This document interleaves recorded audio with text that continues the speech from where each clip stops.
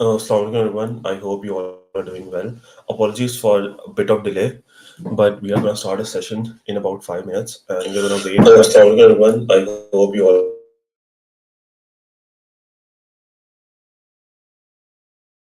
well. We're going to start a session in a while, and we're also going to wait for other people to join. So we'll officially start the session about at 10:40 p.m. And if you guys can hear me, kindly drop the comments in the chat section so I can be aware that the things are going well.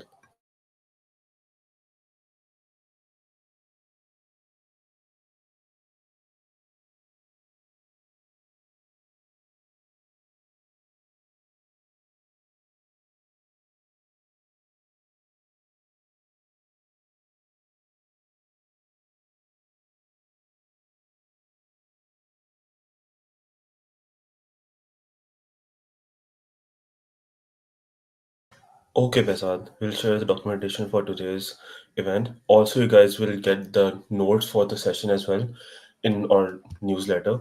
So keep tuned in for that as well. We're gonna start the session in about like 5 minutes, and we're gonna wait for the other people to join.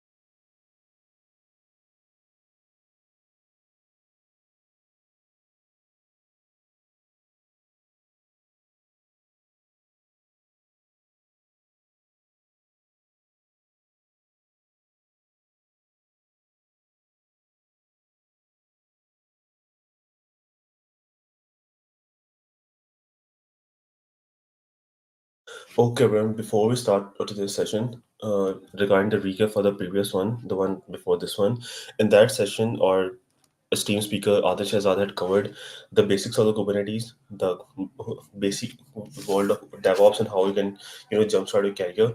And also, we promoted and also presented our in-house product, the KubeCamp, and the consecutive tool that enables KubeCamp's bootcamp features, the playground that you all can, by the way, experience at the link that has been shared at the bottom left corner of the screen at cubecamp.kiswheelhot.org. You guys can go there, you can perform the labs, and after that, you can claim your certificate for the bootcamp. Then you can also claim your badge for completing the bootcamp as well. That we, by the way, release every week. And in meantime, what you can do is that you can take on board with us. You can come on board with us for the weekly sessions where we collaborate with the industry best specialists and they elaborate the whole concepts around the world of DevOps and how this niche area can be a career for almost anyone who is interested in the architecture side of things. So for today's session, uh, we about like have 2 minutes. We have Mr. Sadullah, and he is hailing all the way from SSI, City Systems International. And today he is going to explain the core topics of like deploying and managing the application with the Kubernetes. And he will guide us through. And at the end of the session, we will also have a hands-on demo that is going to be performed on the CubeCamp and with the help of the playground. That is, by the way, an in-house product of KST Lahore that you guys can also experience if you go and sign up on the bootcamp list. Furthermore, for the guys who have completed their bootcamp and are haven't like got their badges, you guys will get your badges by the end of this week or in the mid of the next week. So we have like a cycle that comes up every 7 days. And if you guys have any questions, you can feel free to drop it in the chat of either in the YouTube or on the LinkedIn. If you any one of you is lucky enough to access Twitter, so you guys can access the chat there as well.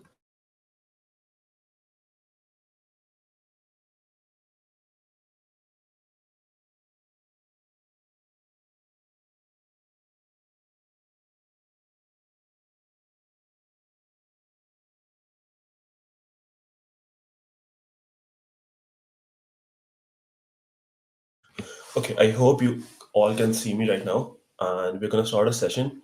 And for today's session, the whole structure for the session is going to be same as the previous one. The speaker is going to present the whole concept and the material the for the session, and after that, at the end, there will be a hands-on session. Doing all of this, you can feel free to submit any of your questions of any sort of or any level of difficulty, regardless of if you're a beginner or you're an intermediate skilled person. You can drop whatever question you have, and we're gonna answer them as we go. Furthermore, at the end of the session, the speaker will be here for you guys to answer your questions in person.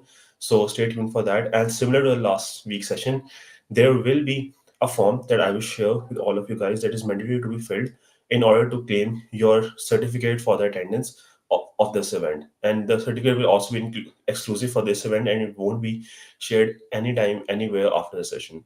So I hope you guys will enjoy this. And I'm gonna invite Saad, and he's going to start his presentation now. I hope you guys all enjoy the session, and let's start.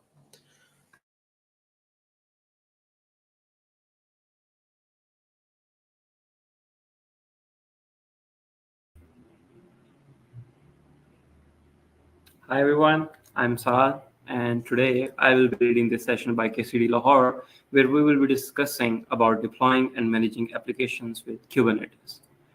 Now, coming on to our agenda, this is the agenda that we're going to follow.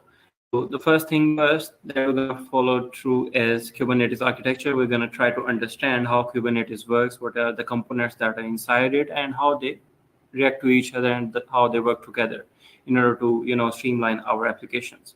And then we're going to talk about advanced deployment strategies that Kubernetes have, and then we're going to also talk about config maps and secrets that we can use for applications for configuration management. And then we're also going to talk about some very basic storage, persistent storage things in Kubernetes that we can have. And also at the end, we're going to also talk about auto-scaling applications. And also don't forget that we're going to do some demo where I will be showing you like how things actually work. Now, coming on to our architecture for our Kubernetes, this you could say is the complete architecture that we have in Kubernetes. Now, in Kubernetes, there are two types of nodes. The first one is going to be master node, which is like you could say a control plane. This is the controller of our whole Kubernetes architecture. And the next type of node is worker node. So you could think of them as the muscles of Kubernetes, where the actual work is done. The master is responsible for giving the work to the muscles, which are going to be eventually our worker nodes, and worker nodes actually gets the task done. Now, coming on to our worker node components, the very first thing that I'm going to talk about is API server. So you can think of API server as a front door of our Kubernetes. Everything goes through API server. Every node application functionalities, everything goes through here. Like this is responsible for communicating all. And etcd, it is something that you can think of as a distributed reliable storage that we have for Kubernetes. So this storage, what it contains is the configuration of our whole Kubernetes architecture that we currently have. You can think of it as a source of truth for our current state of our Kubernetes. And the next one is scheduler. Scheduler is responsible for giving the work. It you can think of it as a mini master that is responsible for giving the work to our nodes, our worker nodes, based on their resources. So let's say that it has a new query that it wants to run a specific container of a specific application. Now it's going to go to its worker nodes, and it's going to try to fetch the resources of the nodes, that which node has currently has enough space that we can run this container on that. So that is something where scheduler comes in. So it is responsible for outsourcing that part to our worker nodes. And now controller manager is also, you could say that this is also a kind of component that outsources some kind of stuff. It basically handles the replication of the pods. By pods, but I mean it is responsible for the scaling of our application. I know pod and container, it's like, you can say, you can think of them as a confusing subjects for now, but once we go on through our session, you will be able to, grasp them fully. Now, coming on to our worker nodes, the very first thing here is kubelet.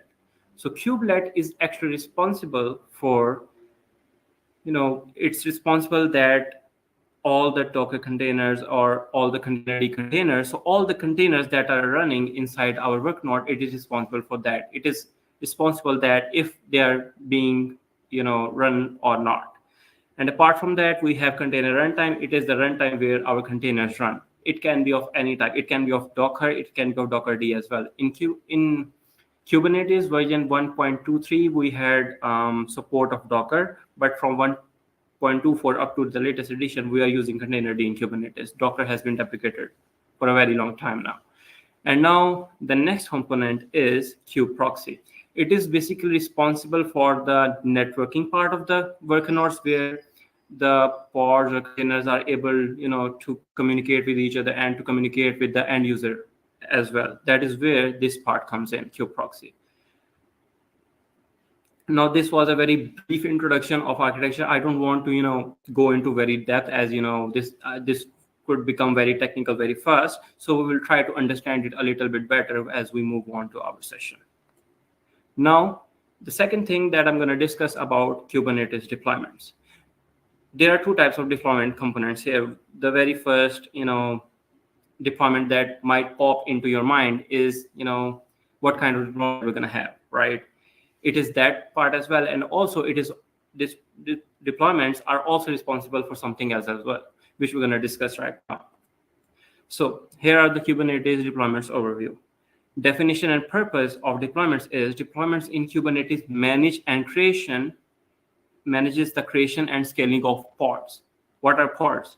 Think about it for now, and then we're going to discuss it later. By managing and automating pods, what we mean is deployments automate the updating and lifecycle management of pods. And also it ensures that there is this desired like the cluster's actual state matches the desired state declared by the user. Like if the user wants an application to run like 10 containers of it, so that is where the deployment is actually responsible for that. The user is going to say to deployment that, hey, I'm going to have my application run on your cluster and I want 10 replicas of it, or you could say 10 containers running at the same time. That is where deployment is actually responsible, that it ensures that all the 10 containers are running. If one of them dies for some reason due to error or something like that, or memory overuse, deployment is going to just delete that and just spin up a new pod right away. So that is how it ensures 100% uptime. And also in case of rolling updates and rollback as well, deployments allow for zero downtime updates and ability to roll back to previous versions without any downtime at all. And that is like one of the greatest points of using deployments in Kubernetes. And that is why most of the companies, move towards Kubernetes because of this. Now, we were talking a lot about pods in deployments, and now we're going to talk about them in a much more detail, where you will be able to realize that what pods actually are. So Kubernetes pods overview, fundamental unit of deployment. Pods are, you can think of pods as the smallest deployable units of computing that can be created and managed in Kubernetes. So they're used for encapsulating containers. Pods and containers are not same, by the way. So they are used to encapsulate containers and storage and network. A pod can contain one or more Docker containers you can think of, with shared storage network and a specification for how to run the containers. You can literally think of them as like a bag of containers where they share all the, where they are, you could think of them as like on the shared memory, where all the containers are running in the shared memory and they can, talk to each other via local host parameters and something like all these kind of things as well. And now shared context and resources, the same thing that I just discussed. Containers in pod share an IP address and port space and can find each other via localhost. They also have access to shared volumes.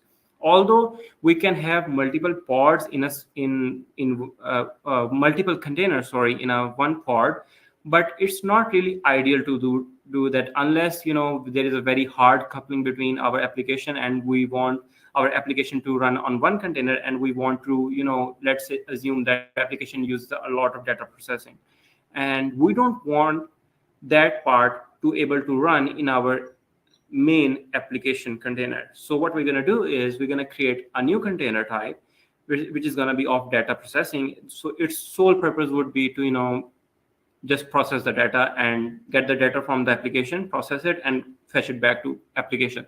That is where you can use two containers in a similar single pod, where one is the where application is running, and in order to offload some memory of it, you could say, or some offload of some pressure of it, we're going to use the second container.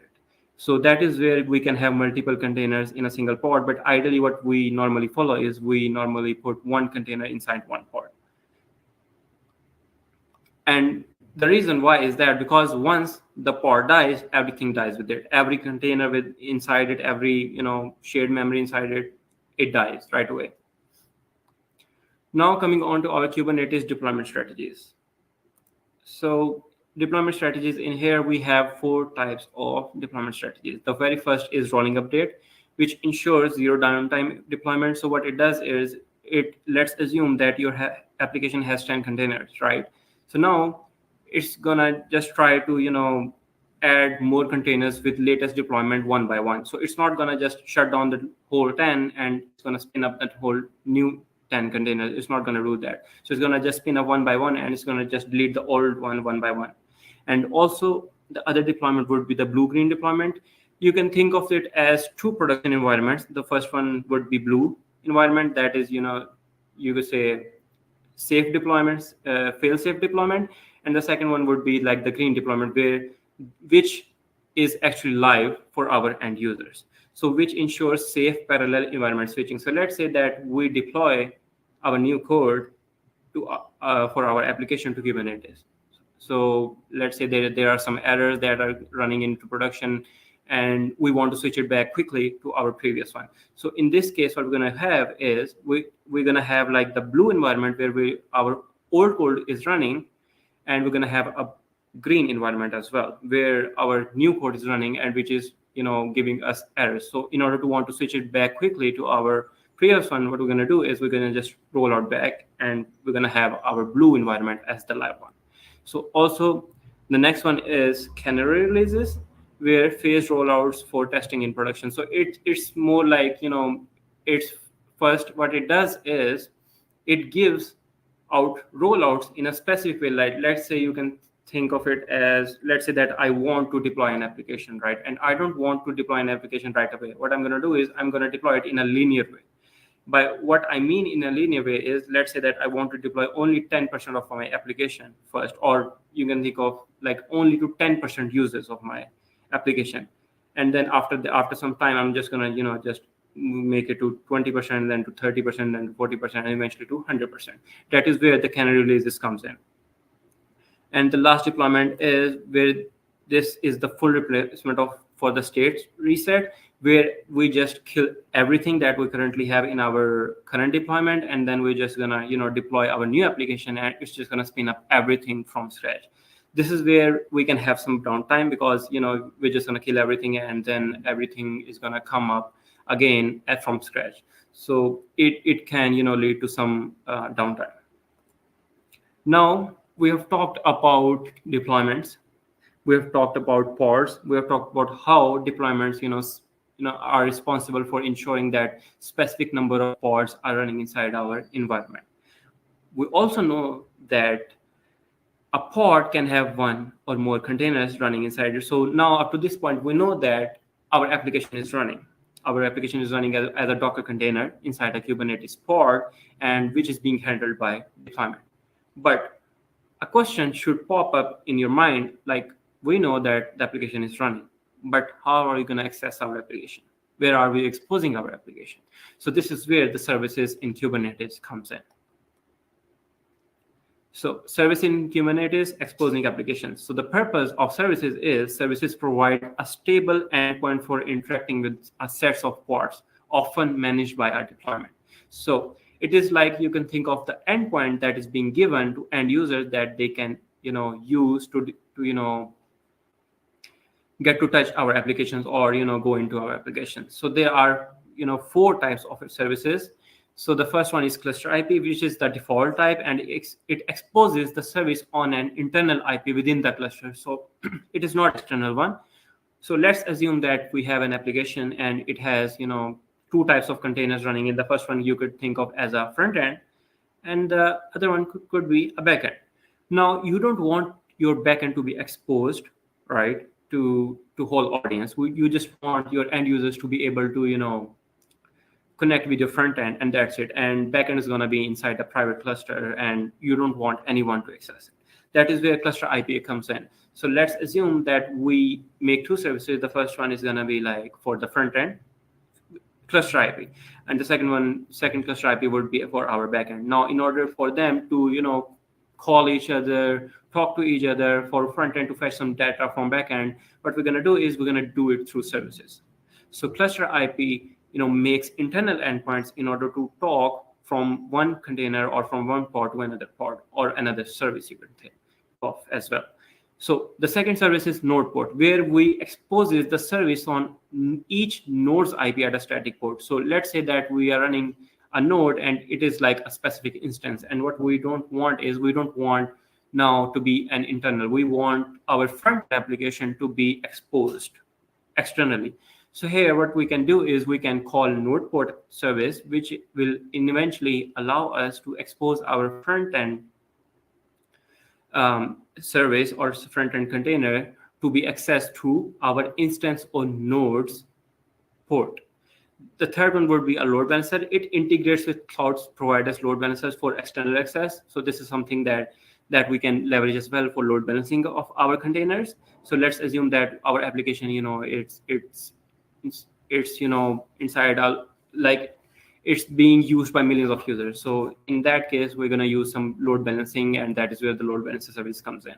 And also in external name, it maps a service to an external DNS address. So we can access our front end from our DNS address. So let's say that our front end container is running inside cluster and its node is something like 182.78.72.256. Let's assume that this is IP address of the node instance. So we're not going to give our end users something like that this is your application and you can just use this.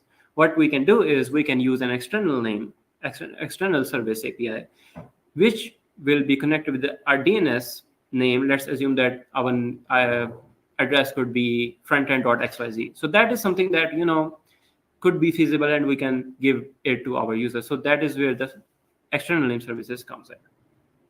Now we up to this point know about the exposing of our application as well. Now let's talk about some of the other things that we can have inside our Kubernetes. So now here we're going to talk about how we can configure our applications, like how can we store the configurations that our applications that eventually use. You can think of some configurations, let's say that if you're using an X-ray tracing or something like that, such tools comes in with license keys, or you could say API keys. So in order to integrate them with your applications, what they would like you to do is they would give you an API key, and you would call that API key from your application, from within your application. And now that API key cannot be inside your code base, right? It should be somewhere which is secretly hidden. And also you can think of some configuration variables as well, like the environment that we're currently in. Let's store that in our configuration management as well. So you can think of multiple instances of variables that you can store inside the configuration. So here Kubernetes provides us with 2 types of configuration management in cluster. The very first type is config maps, and the second one is secrets. The config maps are used where we want to store and manage non-confidential data in key value pairs, which can be used for configuration settings and command line arguments as well. As an example, we can think of the environment that we're currently in. We can give an environment variable as a configuration management variable inside config max, which our application can reference and use that. And apart from that, secrets. Now assume that from our previous example, now let's assume that you have been given an API key, which is a secret, right? And you don't want it exposed inside your code base. What are you going to do? You're going to use secrets. So in Kubernetes, secrets safeguard sensitive information like passwords, tokens, and keys using encryption at rest to ensure that confidential data is not stored directly in the port specifications. So that is where the configuration comes in. Now let's talk about Kubernetes and persistent storage. So now let's first going into that, let's assume that your application is running and it suddenly crashes, right? Your application is a very small scale application and it's running just on 1 or 2 containers. And let's assume because of some attack or because of some errors, it just, go boom. It is just dead there. So now you don't know what actually happened. And, you want your application to store that data somewhere or to store those logs somewhere. So that is where Kubernetes and persistent storage comes in. So it gives us power to connect our containers with a persistent storage. So if the container dies, the storage won't die. So you can think of that they are persistent. They're not going to die. They're going to be there forever. So whenever a container dies and our deployment is spinning up the new container, it's just going to connect to our persistent storage, and it's just going to use that from running onwards. So that is where the Kubernetes storage comes in. So this is a very simplified version of Kubernetes storage, where we have some kind of concept where persistent volume is the units of storage in our cluster available to be used by our applications. And also persistent volume claims, how our pods request and access storage space. That is where this volume claims come in. And then we have some types of storage classes that our pod will, is going to eventually use. It can be of STD and of HDD type as well. So it is like define the types of storage your cluster offers from fast STDs to durable HDDs. And then we're also going to have the role of storage, which is the key for data retention and ensuring information persists beyond the life of any single pod. So let's say that a pod dies and you wanted some information from that pod, you can always store it in our persistent storage. So if the pod dies, you can always come back to that persistent storage and get the data from it, not from the dead pod, which is eventually not going to be there. So now coming on to our demo. Now we have talked a lot about theoretical things, but here let's talk about some, doing some practical work. Let's get our hands dirty with this demo. So before going into this demo, I'm just gonna, advertise our KCD Lahore, website as well. So this is like a playground that we have, created for you guys as well. So I'm on the same playground that you can use as well. So in this playground, you can play around with all the Kubernetes applications that we have created for you as well. And also you can create your own applications and run them here. So this is like a mini playground that you can, start. If you want to learn Kubernetes, this is where you can come to, and it's absolutely free, and you guys can just use it whenever you want. So let's talk about some things before initiating something. So for you guys, I have created an Nginx application which is located in this deploy in Nginx folder, and this is the application statistics for everything. So here, what is the first thing that I am writing or I'm trying to initialize? It is the deployment. So deployment is actually responsible for our application. Like it is, it ensures the desired capacity of the containers are running, and that is where the deployment comes in. So it is what we're doing is the first one is going to be the API version that we need to give Kubernetes in order to initialize our deployment, and then we're going to have our kind, and then we can give it any name that we want. I have just given it Nginx deployment, and then labels are going to be app Nginx, and then spec we give it the number of desired pods that we want it to run. So in my case, I'm just running it 1, container. So that is why I've created it as replicas one. And then we have in template, I'm just giving it that the app is going to be Nginx, and then in the container properties are going to be, the name of the container is going to be Nginx, and then image is going to be the latest Nginx image, and then the port is going to run on is 80. Okay. And now for our exposing our application to, in order to expose our application, what we're doing is we're using service. So what kind of service are you using? The kind that allows us to expose our one specific application on a specific port of our node. So the selector, you can think of it as this is how it relates, or it connects to the deployment type. So here, as you can see, that the name of the deployment is actually app, and this is where it is using that selector that, hey, this service is being used by this Nginx one. So that is where it comes in. So it's gonna run on, it's gonna run on node port. So that it's gonna run on the port of the node. It's gonna run on 30,007, and the target port is gonna be 80, and then the simple port that we're gonna use for the service is gonna be 80. So in short, our application will actually be running on this port. So now let's try to run our application and let's see if this is available to us. Okay, so now first thing first, we're gonna see where we're currently at. I'm just gonna go to deploy. Oh. And then I'm gonna go to Nginx one. I'm gonna clear my screen, and now we can see that we are up to here. And now in order to create this deployment and service, as you can see that I have initialized them in a file which is main.yaml, and I want to create this. So by doing this, kubectl create -f by means that we're going to give it a file. I'm just going to give it main.yaml. And if I do this, it's just going to create our Nginx deployment, and it's also going to create our Nginx service as well. So now we know that our deployment is has been created, our service is creating, and now we need to make sure that our pod is running. It's not it's not dying or something like that. So in order to do that, what we're going to do is we're going to do kubectl get pods. Let's fetch all the ports that are here. So as you can see that our pod is currently running from 24 seconds. Now in order to see our application, let's try to go to our port that we have initialized. So this is the Nginx one that we are using. So I'm just going to go here. I'm just going to do this. As you can see, our application is running. So by doing so, what we have done so far is we have created a deployment, and then we have exposed it through our application from deployment through service.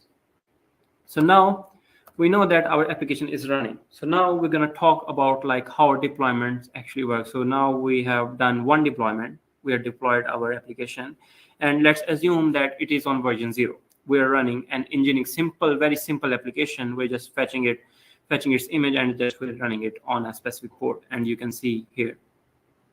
But now let's say that I want to make something else out of it as well. So in order to do that, let's try to get some code cloud web app application, and let's say that we want to try this, and we want to see that let's assume that we're going to try this application to be deployed from our, let's say that we're going to migrate from Nginx to our code cloud web app color application. So how we're going to do that? So we're going to tags, and then we're going to just get one of the images. Let's say that we're going to get this v1 image, and now we want to run this image. We're just gonna want to edit our image and put this image in our node and use it. So very first thing that I'm going to do is I'm just going to Docker pull it, and so we make sure that it is in our cluster. And now what I'm going to do is I'm just going to edit my deployment to reference this image. So what I'm going to do is, so I prefer to do everything from CLI. You can do it here as well. You can simply go to here and just change this image, but I prefer to do everything from CLI. That is how I'm going to teach you, and this is something that you should try as well. So kubectl set image, and then we're going to say deployment. It's going to be nginx deployment. This is the name that we have given our deployment, as you can see here, the name of our deployment. And then I'm going to say nginx, which is the label of the application, and I'm just going to give it this image right here. So now our deployment has been updated, and now it should have our latest image, which is going to be our core cloud web app color version 1. So in order to check if it contains that, what we're going to do is we're going to describe our deployment nginx deployment. Here we can check what it currently stores. So as you can see, that image that is being used is web app color version 1. So now we're going to try to go to our exposed application port and see if it actually worked. So this was our nginx one. So now I'm going to try and load it. Oh no. So this is something that we're not expecting, and the application has crashed. So now let's try to debug why has it crashed and what can we do to solve it. So now the very first thing that that comes into our mind, let's check our container. Is it running or is it in crash loop?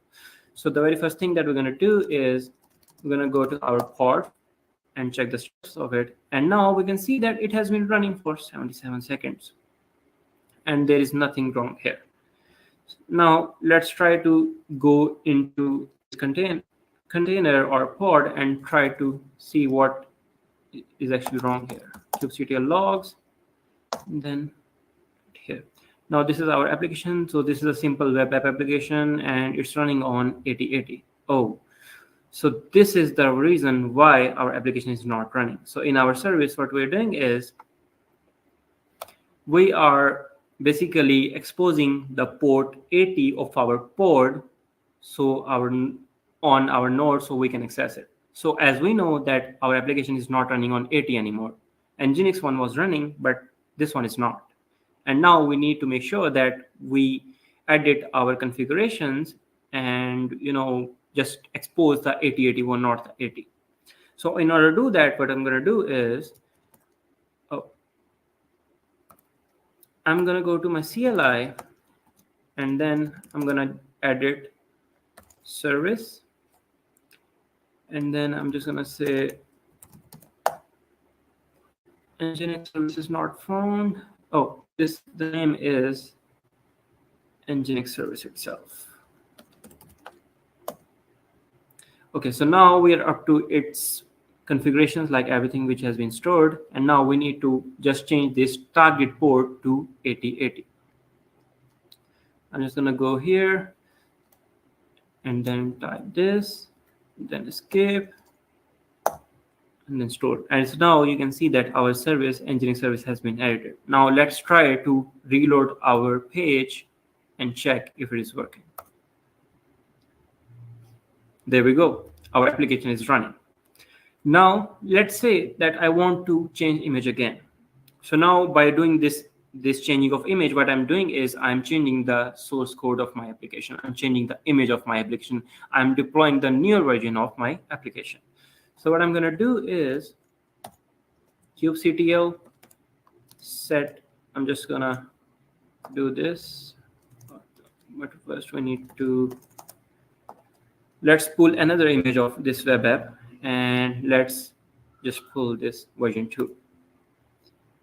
I'm just going to pull this one, and let's pull this version 3 as well. I believe we do have version 3. Yes, we do have version 3 as well. Okay, perfect.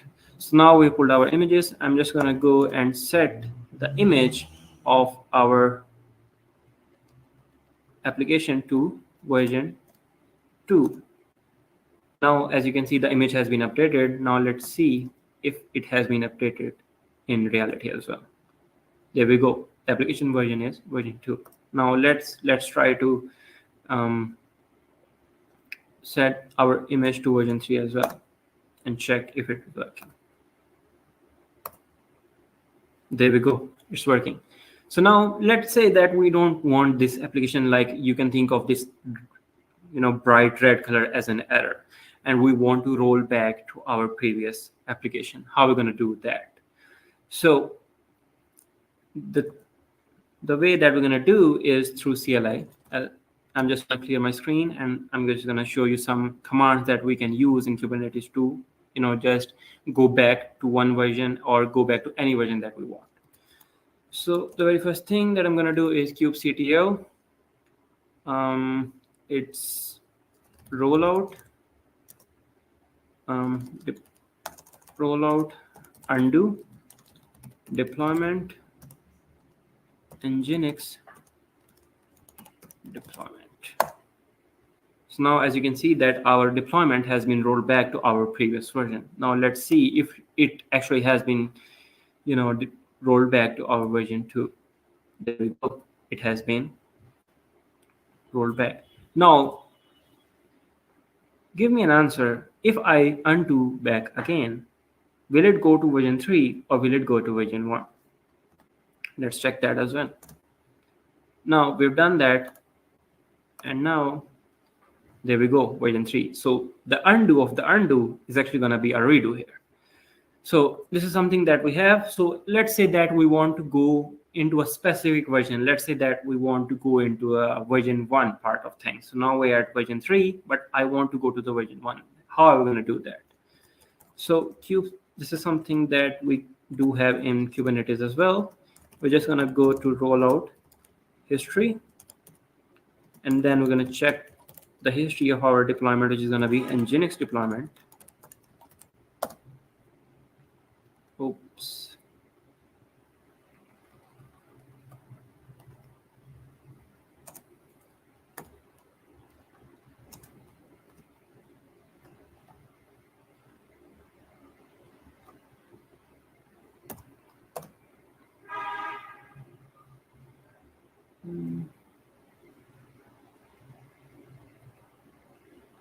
kubectl rollout.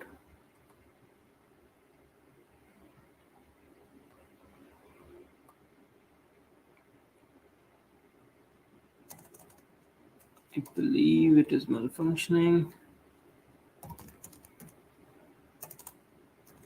Yeah, let's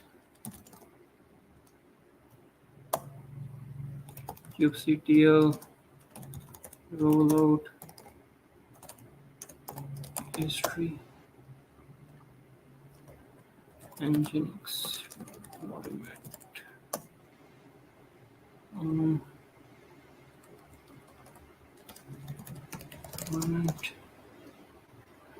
Okay, so the versions that we currently have. So let's say that we want to go to our revision number 2. So I'm not sure why it's giving us a change case that we have done. So let's try to do that again. So let's say our current application is actually running on version 3, and now what we're going to do is we're going to set our image to version 1 again, and then I'm just going to call it to record the change case as well. The change case has been done as well. Now I'm going to just do this version 2, and I'm going to record this as well, and then I'm going to go to version 3. I'm going to now I'm just going to call kubectl rollout history nginx deployment. Once I do this, there we can see that we have these revisions that we can always roll out to, and the very first one is going to be none. It's going to be like application is, it's none case, and the second one would be the 7th one where we have our version 1 is running, and the third is the 8th revision, and it's going to be v2, and then 9th revision, which is going to be. Our current application is running in,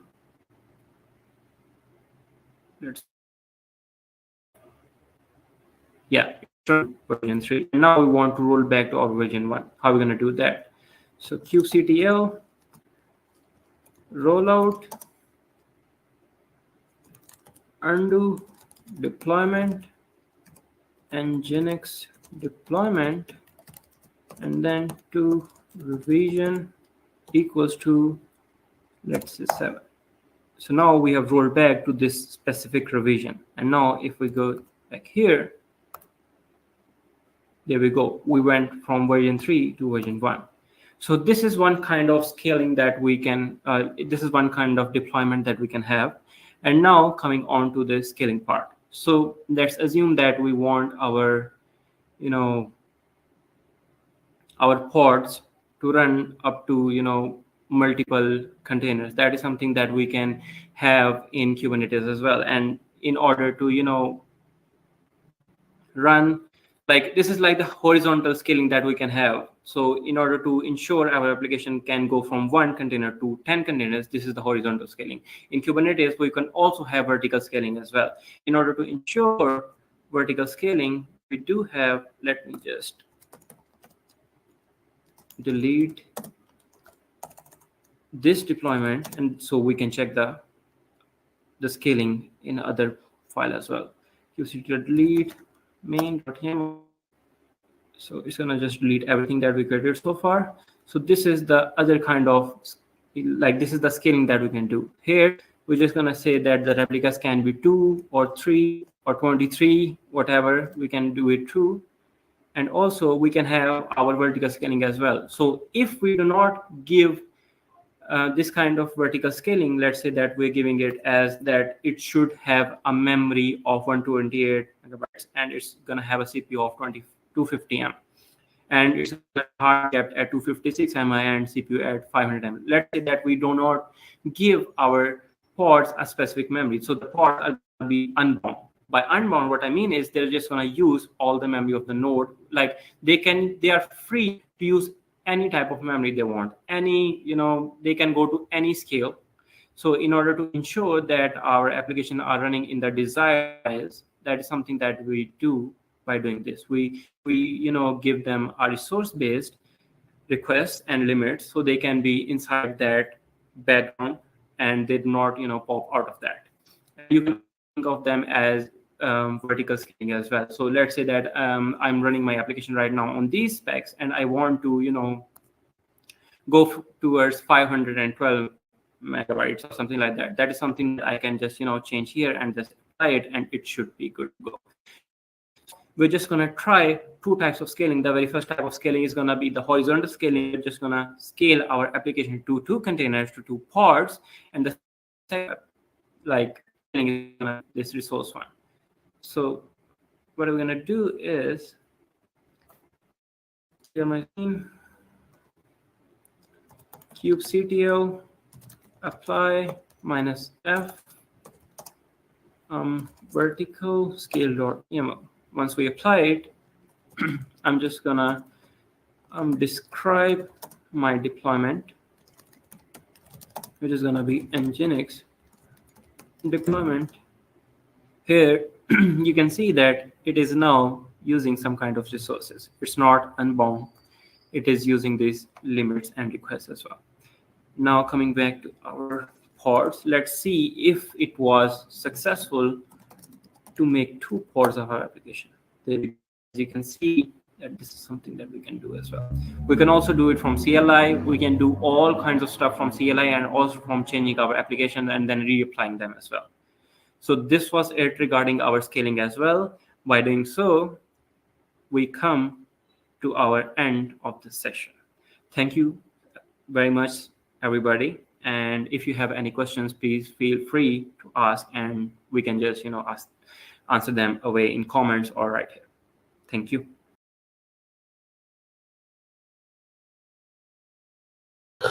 Okay, I hope you guys have enjoyed the whole session. And apologies for the link that wasn't working because it was dynamically broken. It is working right now. We have pinned the correct one in the chat. Also, like, the link was working before as well. It was just an issue that you guys have like refreshed the link at your end. So yeah, it's working now. You can fill it up. I've already got about like 38 responses. So fill it before the session ends. And sorry, I hope you guys can see me now too. I'm now gonna take on board our esteemed speaker, and he's gonna take your question answers, and also if you guys have anything specific to ask regarding the session or the DevOps in general, you can drop it in the chat, and I'll pin the text, and he'll answer the questions. So I would like to welcome Saad Abdullah. Okay, here you go. Hey Saad, how are you? Hi guys, I'm good. How are you? Amazing session, man. It was really Thank nice. you. I hope And our crowd enjoyed it. I I enjoyed myself too, and it was a lot of insightful and found really amazing things. Yes. Okay, so here is a question. Muhammad Awaz has asked that can you kindly tell him where he can find the repos that from where he can clone the images? So can you answer this one? Yeah, we are just gonna share this repo with you guys in the comments, and then you can just go ahead and just clone it. Okay, perfect. We'll share the thing with you in the newsletter or in the comment section of the LinkedIn. Saad will post it himself, so you guys can take from there. Also, like there's another answer from our CNCF bot. It is saying that use Dr. Hub please with a smiling emoji, so you can use that. Okay, there was another question. Mm, let me find that. It was asked by this guy.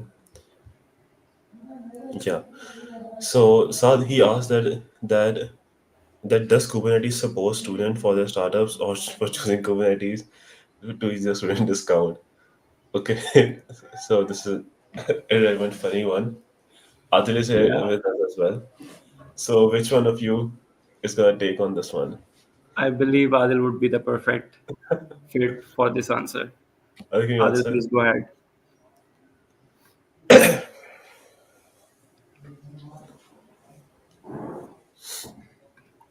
Um, I guess there's a problem with I this. already answered this one. Yes. Yes. Okay, perfect. Am I audible? Yeah, you're audible. We can hear you. Yeah. Okay. So the best answer is Kubernetes is managed by CNCF, and they have the program called Ambassador Program, and you can apply for that program. And through their program, they can help you to boost your startup, help you with the learning platform certifications and all that. I think that is a good one to get started. I need to deploy my application, but I'm looking for some cheap deployment service. Okay, then you can go for GitHub Actions, CI/CD pipelines with kubeadm, which is your on-prem solutions. Otherwise, you can use AWS EKS, which will cost you a lot of money and bugs. Nice. Okay, here's another one from the same person.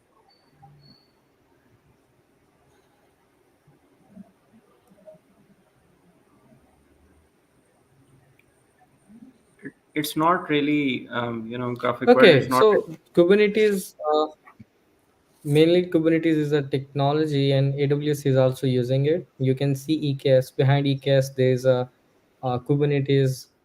So uh, EKS can just in the EKS you don't need to be worked so much. Everything is managed by AWS. We are just only focus on your applications and your businesses. But while you are using the on-prem solutions for the Kubernetes, you are not paying a lot, but you have to be manage your the control plane, your nodes, your compliance and all that. But in the case of EKS, which is powered by AWS, you don't need to be manage the compliance and the control plane. You only need to be focused on your application and their deployments. Yeah, that's it. Saad, would you like to add anything? Yeah, I would like to add some context to it, and this is like not really a comparison between AWS and Kubernetes, because first of all, AWS itself is a cloud provider, and Kubernetes itself is a container orchestration platform. So the comparison doesn't come in.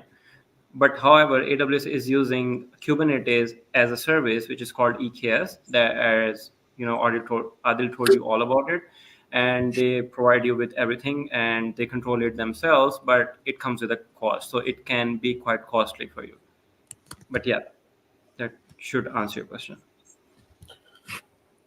This is the best one Awesome. from this session. If I give the conclusion of this session, this is the best one.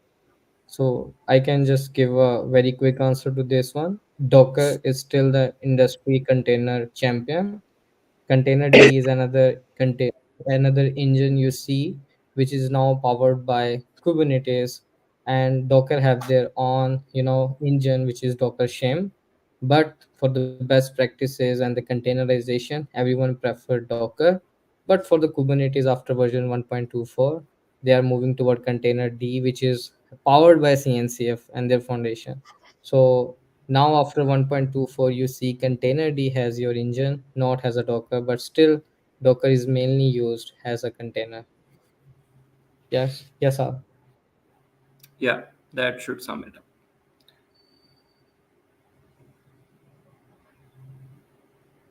Awesome, everyone. Okay, so here's another one. Shaista No, one is asking, would you recommend no, Kubernetes for small projects from the very start, as it is a bit complex? no. I would not recommend it at all for the small projects because it, as you answered it yourself, it's a bit complex, right? And it can get very hectic very fast. So what I would recommend is just use simple Docker. Go for simple alternatives for now because it is a very small project. I'm assuming you won't be getting a lot of users as well, and your application is quite small, so don't go for Kubernetes. It's Kubernetes is basically for very production heavy applications. That is where the Kubernetes comes in. You can have almost like everything in Docker as well. If you want to have some networking, you can use Docker networks as well. You can have persistent storages there as well. So I would recommend go for simple Docker platform, not the Kubernetes. Awesome. Okay, let me just scroll through the comments once again if we can find anything else.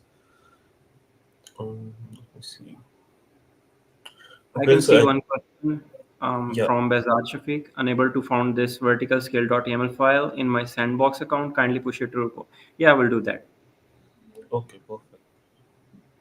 Okay, so here's a question not related to Kubernetes, but Angel has asked that would this session be recorded? So as we like answered you, the session's recording, it will be available on our YouTube, on our LinkedIn, as well as on our Twitter as well. So you can access it on all of the three platforms as per your need and preference. And I think, okay, here's another question from Shaista Rahman. So he's asking that please share some light on Kubernetes certs as well. Like I mentioned his good certifications. Um, Adil, do you want to take Adil, this one? please take it away. I just forget my light somewhere, so I can't put some light on the Kubernetes certification. Just kidding. So there are like several certifications. Sorry about that. So there are some certifications, and I think Kubernetes recently launched KCNA certification, which is for the beginners.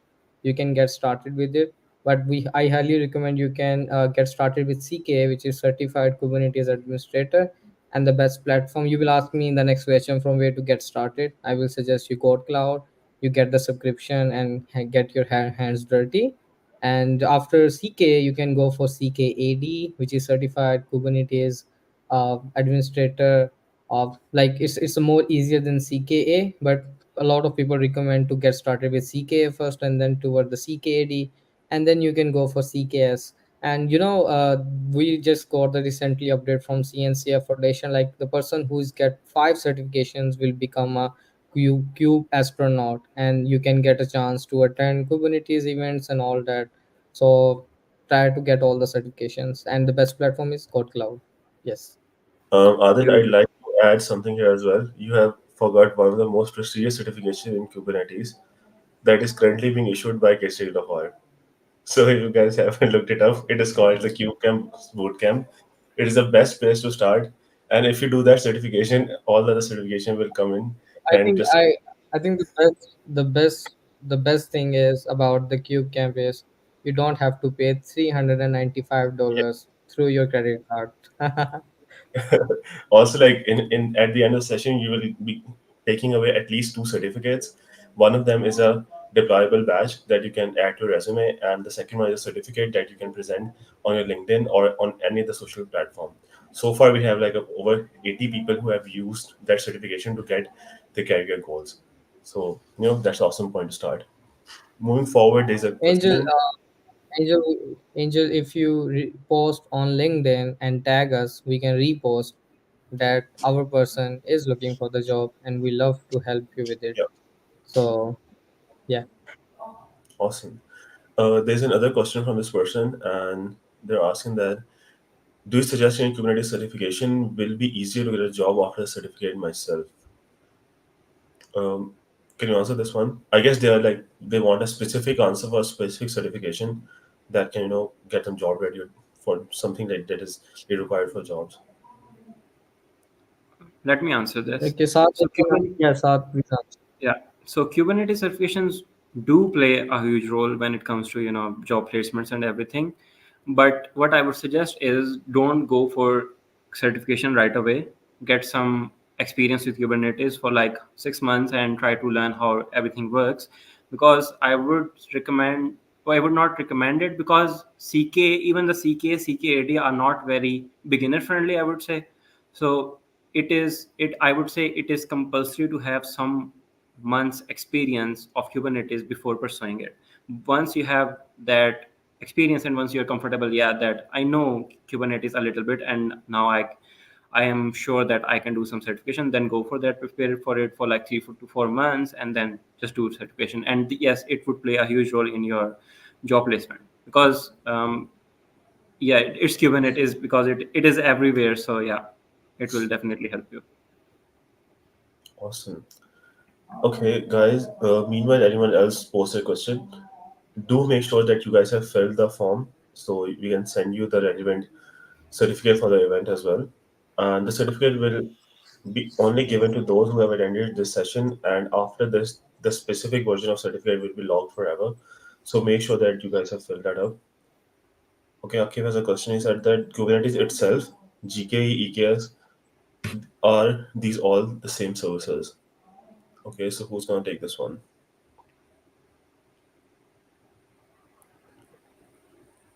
Yes, there are. Saad. Yeah, yes, they are.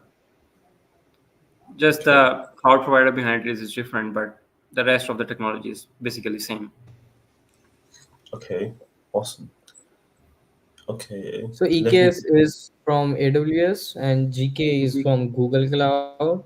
So the mainly the benefit of these services that you don't need to be tension about your networking, internet compliance and security, and you're more focused on your deployments, application and your businesses. But on the other side, you use Kubernetes, which is your on-prem solution. You have to be troubleshoot everything if anything went down because of calco, your networking, proxy, core DNS. You have to be work on it. You need a good engineer and you have to pay him a good amount. Other than if you use GKE or EKS, you don't need to be worried about your control plane nodes because these are all managed by AWS. There's also one solution that you manage your nodes, but it's also very very highly paid. It just costs you a lot of money. We suggest you to work on-prem, which is Kubernetes. So it just give you better expertise to become a Kubernetes engineer. Yeah. Awesome. Also, like there's a suggestion that is right now in the form, attendee a review form of this session, and the person has said that for our next session they want us to share some sort of like a pre-session material that they can go through in form of either readings or something else, or maybe that can be videos as well, so they can better engage in the session as they're going through that. So I think that's a great suggestion. We can for sure work on that, and for the next session, we can keep that in mind. So whomever shared that, that's a great suggestion. Thank you for that. And we are above the mark, 3 minutes overhead, and let's wait for like another 2 or 3 minutes, see if anyone else have anything to ask, and after that we'll wind the session. And I will again reminding you guys that I will close the form precisely at the end of the session. So make sure that you guys have filled it so far. Okay, Akib has asked another question, and he is asking that can you suggest some starter projects which we can do ourselves for our learning, which we could troubleshoot to, and could which could be those projects? Saad, do you have a take Yeah, on that? so what I would recommend is just go to GitHub and search for starter projects are using Kubernetes. And as I did my demo, this you could think of it as a very small project, which I did in the demo as well. So you can search up all the GitHub, and you can most probably get like millions of applications that are using this, and you can just use that. Awesome. And the CNCF bot has intervened in this way, and the bot is saying that you should please use the KubeCam. Yes, please go ahead and use it as I did my demo on it. It is very good. Our team has worked a lot on it, so please use it, and it's completely free. Yeah. Okay. And let's see. Okay, here's another question. How to expose the port using load balancer, and is there any other way to expose the ports in the service? How to expose the ports? So basically, exposing the ports is through, I would say, node port. First of all, if you want to expose a simple specific service and use it as a gateway or a router, and apart from that, if you want to use load balancer, I would recommend, yeah, this is something that is possible. And by using load balancer service, what it would basically do is it would expose that specific service, and in return what it would do is it would create an external cloud load balancer in the cloud provider, and that is where you can do all your configurations in the service file.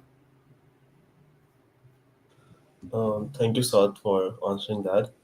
Okay, Akib is back with the question, and he's asking. I was asking beyond KubeCam because we haven't faced any error during that session. Want to see what could be the possible errors which are challenging. Okay, Akib, I would suggest that if you're like using KubeCam, uh, the errors won't be there because it has been built in such awesome way. But if you like intrigued toward exploring the errors, you always have to like figure out yourself what kind of projects you can build. And as Sat said, and you mentioned that you should go on GitHub, look out for starter projects, and from there, you can start building and start finding those unique errors that can help you build your developer skills. And other anything else on that? I think Akib is thinking and listening about these words while he's going to bank and say link down hai. I think he was thinking about this one. कि क्यों cab में मुझे ये मिले, like the link is down. So actually we are make sure that you don't have any error, and usually you don't have, you see a lot of errors, and you do practices. You will see while a lot of issue being handling YAML file, or exposing your service through notepad. So this is how it's work. If you don't do practices, you will don't face any error, and you will only see link down here, all that words. Just kidding. Other That's an awesome take. And Akif, if you really are looking for the errors, I would suggest you to switch to the PTCL web services. Like their ISP is so awesome. The only thing that you'll get are the errors. Okay. Okay, just a quick question from Moise. Which AirPods use your hair look awesome? I don't know how that is related to Kubernetes, but thank you so much for the compliment. And okay, moving forward. Anything else that you guys want to ask? I think we should start the session with these Q&A questions because the engagement here is more active than as compared to the whole session. Okay, we're gonna wait for 2 minutes more, and after that we're gonna wind up the session. And a last reminder, I have so far got about like 52 responses on the form, and after this session the form will be closed. So make sure you guys have filled that. 2 minutes left in the session, and I think everything has been covered well. Akif has dropped a compliment. All good guys, more power to you. Thank you so much, Akib. And again, a huge shout out for our awesome speaker for today's session, Mr. Saad Abdullah. You guys can follow Saad on his LinkedIn. He is available under the name of Muhammad Saad Abdullah, or you can find his post or his link to his tag name in the speaker session created on LinkedIn as well. So you guys can easily reach out to him from there. And yeah, okay, 1 minute down, and after that, we're gonna wrap up the session. Muhammad was saying, yes, Saadullah is awesome. I know, man. He's really amazing. Daniel is saying that thank you so much. It was such an insightful session. Thank you so much, Daniel, for the compliment. Okay, the CNC bot has dropped Saad's LinkedIn in the YouTube comment section. We are also going to drop that in the LinkedIn chat as well. You guys can find it there, and feel free to add him, follow him, and send him good wishes for the hard work that he's doing for you guys. And I hope you guys have learned a lot from this session. Okay, awesome. Okay, now I'm closing the form as well as the session. I hope you guys have enjoyed today's session, and we will see you with another speaker with another set of topics and an awesome session that is going to happen next week. So, looking forward. Akib, you can find me with the same profile picture on LinkedIn. And yeah, take care, guys. I hope you guys had a great session. And yeah, sign off.